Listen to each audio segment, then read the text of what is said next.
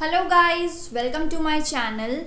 In this video I am going to discuss about the remaining question of the NCERT exercises of sexual reproduction in flowering plants. This video involves the difference between different terms that are in this chapter. So let us start with this video. Differentiate between hypocotyl and epicotyl. पहले मैं आपको एक diagram के through बताती हूँ hypocotyl कहाँ होता है और एपिकोटाइल कहाँ होता है. Suppose this is the embryonal axis and these are the cotyledons in a dicotyledonous plant. Okay, so these are the two cotyledons. I am writing C. These are the cotyledons. Now this portion will be the epicotyle, the portion above the embryonal axis. Okay, part of the embryonal axis present above the cotyledons. So that will be a epicotyle, and the portion which will be below the cotyledons will be hypocotyle.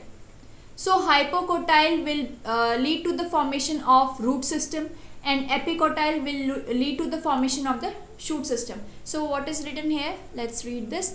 Hypocotyle, it is the part of the embryonal axis present below the cotyledon. Hypo means below. Okay. Terminal end of hypocotyle is radical. Radical which leads to the formation of roots or the root system. Alright.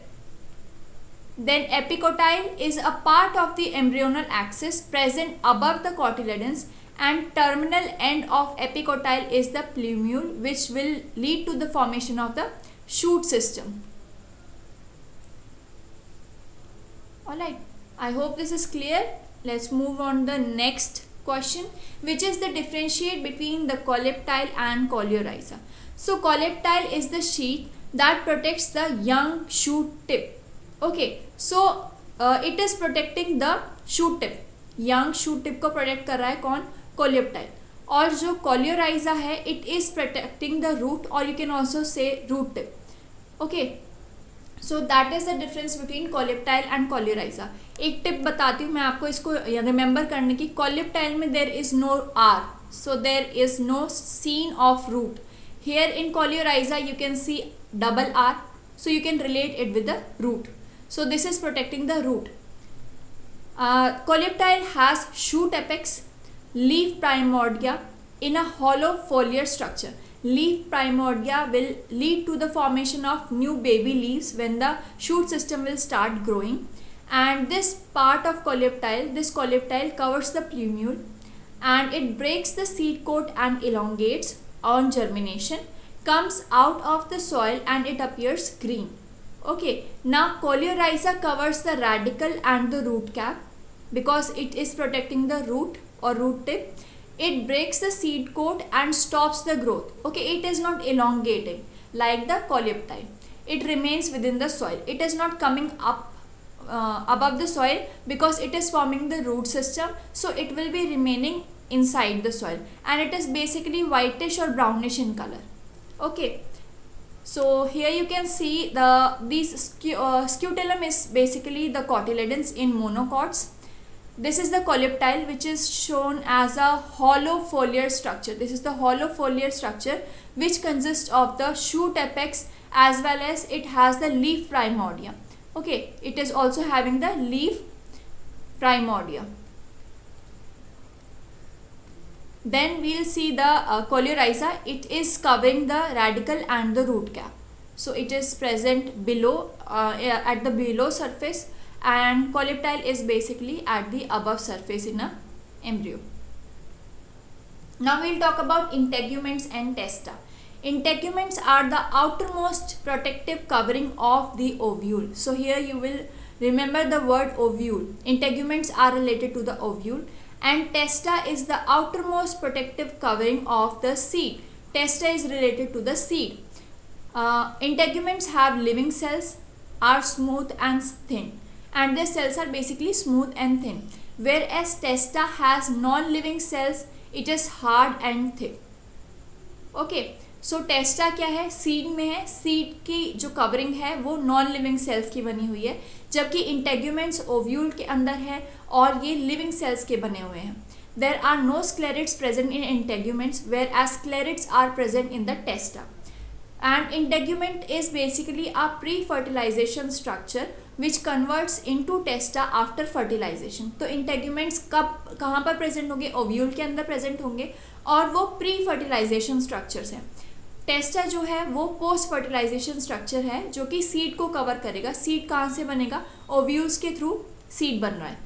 Now they have no role in seed dormancy. Integuments का कोई role नहीं होता है seed dormancy के अंदर। Seed dormancy मतलब एक ऐसा पीरियड जब सीड का डेवलपमेंट जो है वो एक टाइम के लिए, एम्ब्रियो का डेवलपमेंट जो है वो कुछ टाइम के लिए पॉज हो जाता है, कोई डेवलपमेंट शो नहीं करता है एम्ब्रियो, क्योंकि वो एंडोस्पर्म की डेवलपमेंट होने का वेट कर रहा होता है।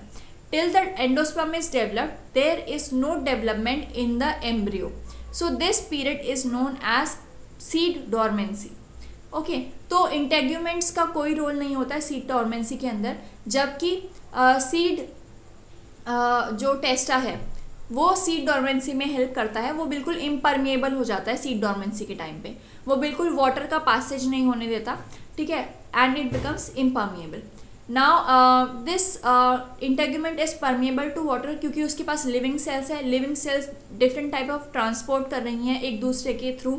ओके, तो ये क्या होंगी, ये परमिएबल टू वाटर होंगी। Now this is impermeable to water, हमने पढ़ लिया टेस्टा के बारे में। और टेस्टा का एक और रोल है कि वो जब सीड डिस्पर्जल हो रहा है किसी भी मोड के थ्रू, विंड के थ्रू, वाटर के थ्रू, तो टेस्टा क्या करेगा, सीड को, सीड के अंदर जो एम्ब्रियो प्रेजेंट है उसको प्रोटेक्ट करेगा। So these are the basic differences of integument and testa. Just remember the major ones, like integument is related to the ovule and testa is related to the seed. Integument has living cells whereas testa is having non-living cells. And integument is a pre-fertilization structure whereas testa is a post-fertilization structure. Integument turns into testa after the fertilization. So these are some basic points that you must remember. Now coming on the other differentiation, which is between the perisperm and pericarp. So what is a perisperm? Perisperm is basically the unused nucellus which is covering the embryo sac. So you have seen this is the embryo sac and here was a nucellus covering it. Okay, so it is a part of a seed, usually dry, mostly non-functional for the seed and not present in all the seeds. तो इसका मतलब कोई काम नहीं है, कोई use नहीं है, ये सिर्फ ऐसे ही प्रेजेंट है। It is unused न्यूसिलस। न्यूसिलस के पास क्या होता है, एम्ब्रियो सैक का जो एग है, egg apparatus present, egg present होता है उसके अंदर और ट्रिप्लोइड न्यूक्लियाई फॉर्म होता है, एम्ब्रियो में कन्वर्ट हो जाता है, जो कि एग सेल फर्टिलाइजेशन के बाद जाइगोट में कन्वर्ट हो जाता है, और जो पोलर सेल्स होती हैं वो एंडोस्पर्म में कन्वर्ट हो जाती हैं। ठीक है, तो जो न्यूसिलस है वो बेसिकली फूड मटेरियल प्रोवाइड कर रहा है। कुछ टाइम बाद जब पूरा फर्टिलाइजेशन कंप्लीट हो गया है तो primary endosperm nucleus primary endosperm cell में कन्वर्ट हो जाएगा और वो एंडोस्पर्म क्या होगा, वो फूड का काम करेगा। अब न्यूसिलस का काम यहाँ तक खत्म हो जाता है। Nucellus is basically used till the fertilization process. Now what is pericarp? Pericarp is the covering of the fruits which develops from the ovary wall. तो पेरिकार्प क्या होती है, फ्रूट्स की कवरिंग होती है जो कि ओवरी की वॉल से डेवलप होती है और ये पार्ट ऑफ द फ्रूट होती है, कैन बी ड्राई और fleshy. It is protecting the fruit and it is present in all the fruits.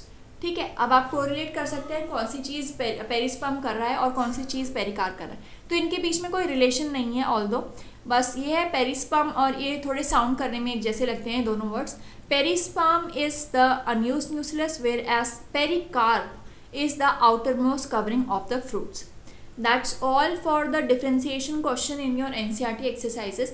If you want me to talk about some other differentiation, some other words, you can just mention in the comment box if you want me to discuss about some other differentiations also related to this chapter. And if you have any kind of doubt till now with any of the questions in the NCERT exercises or any of the topic that I have discussed on my YouTube channel, so you are free to comment in the comment box, and you can also email me at my email ID which is biology@gmail.com. I will mention it in the description box, and please share my video with your friends and like my video, and please subscribe to my channel. That would mean a lot to me. That would just boost me to make more videos. And if you have any suggestion, you're free to just tell me about them. If you want some change in my method of teaching, you can tell me anytime. I'm really very welcome to effective criticism, and I would like to implement good techniques if I can. Okay, so subscribe to my channel and thank you for watching.